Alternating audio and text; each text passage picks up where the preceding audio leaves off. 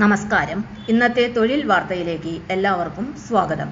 സർക്കാർ, PSC, private, സ്ഥിര നിയമനം, താൽക്കാലിക ജോലി തുടങ്ങി എല്ലാതരം നോട്ടിഫിക്കേഷനുകളും അപ്ലൈ ചെയ്യുവാനുള്ള എല്ലാ വിവരങ്ങളും അറിയാൻ വീഡിയോ സ്കിപ്പ് ചെയ്യാതെ മുഴുവനായും കാണൂ.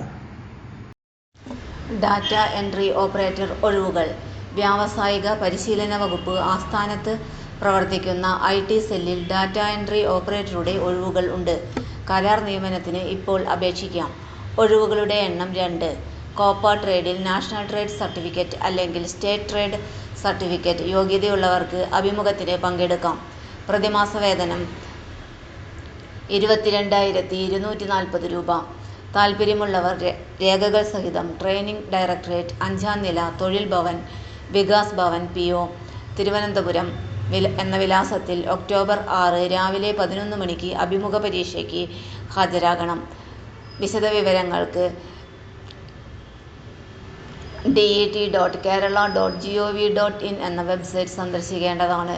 Notification link https://wp-uploads/2023/deo-notification.pdf.